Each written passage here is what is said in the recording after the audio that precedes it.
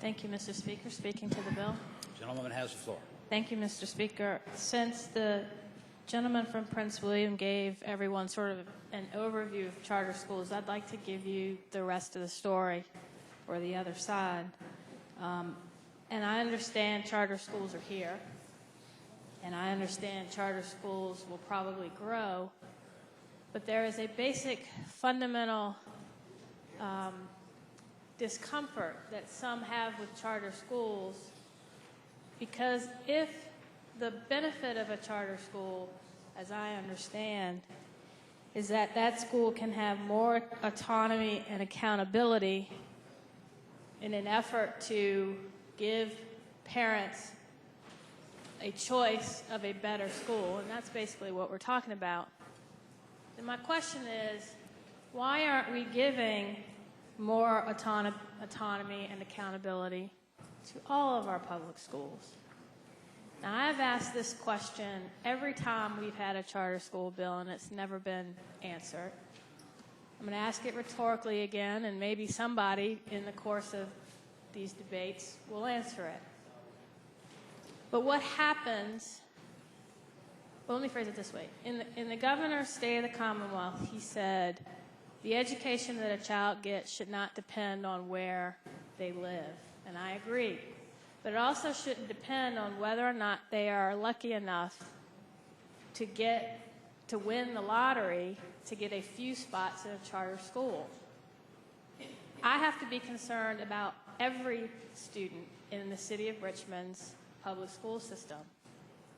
And there are not enough slots at Patrick Henry, the charter school in the city of Richmond, for every kid. So I've got to worry about what happens to all the kids at Carver and every other elementary school.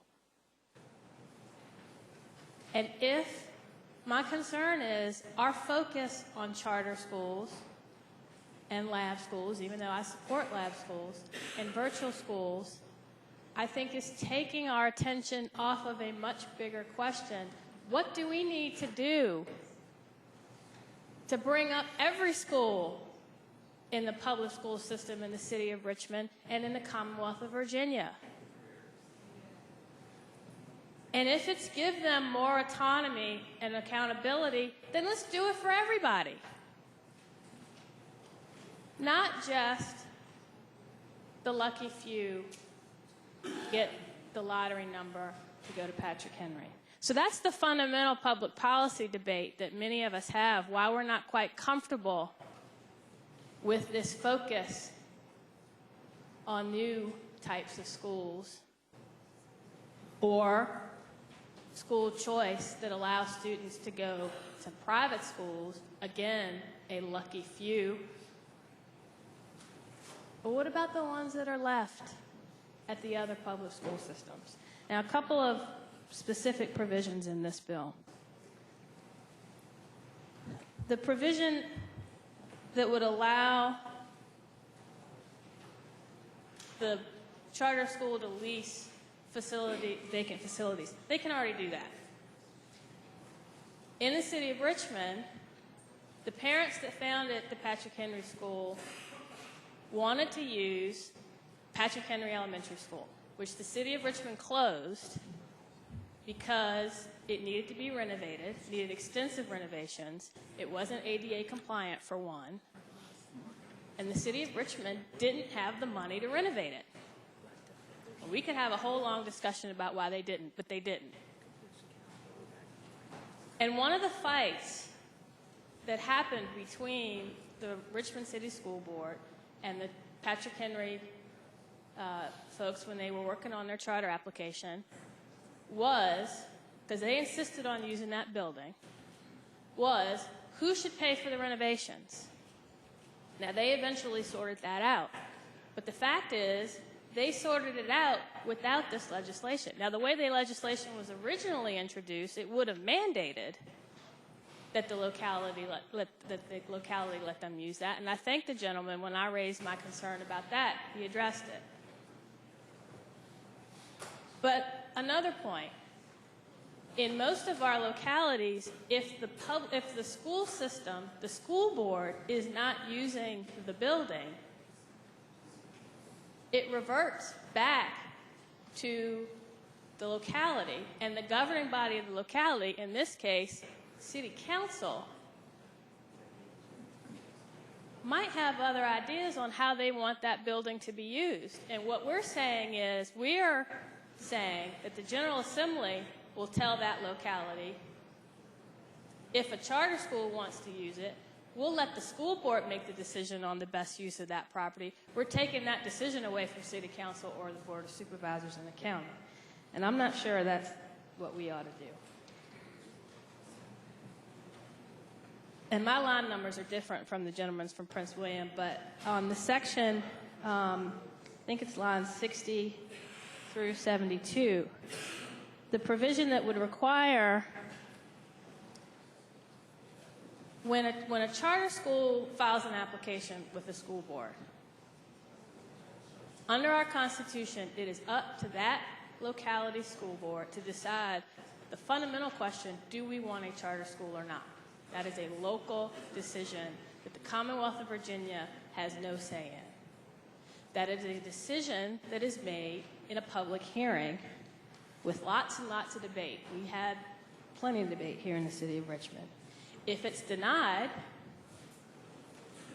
then the applicant can appeal. And there's another public hearing and another opportunity for public comment and debate. And the bill we passed a few years ago said if it's denied, not only does the applicant get the right to an appeal, but they can go to the Board of Education and get technical assistance and have the Board of Education help them figure out what they need to do to get their application accepted. But ultimately, it's up to the local school board.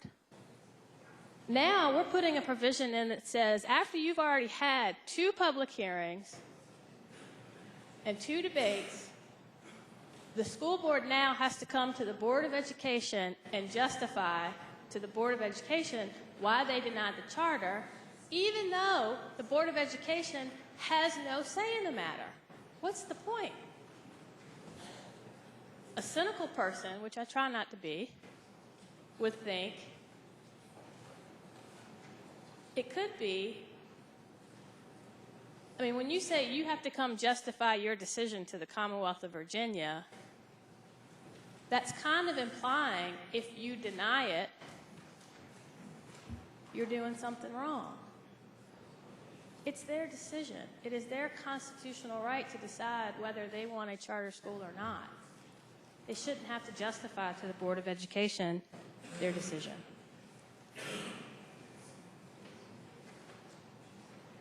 And finally, the money. Where else in the code do we tell local school systems what percentage of funding they have to spend for a specific thing? And yeah, there's some of us who are very concerned about how that money is allocated. And I don't think we're going to, I know there are going to be further conversations on this piece, but I don't know if we can address some of the concerns that we have on this side. So again, charter schools are here. I know they're here. I know they're not going anywhere. But I'm just asking that rather than spending all of our time and focus on charter schools, virtual schools, private schools, school choice, I think that's the wrong priority. I think the priority is all of our schools. And what happens to the kids that don't go to the charter schools, and what is it that we need to do to make sure that they're getting the high-quality, free public education that they are entitled to in the Constitution of Virginia, that if they're not getting, we're not doing our jobs. Thank you, Mr. Speaker.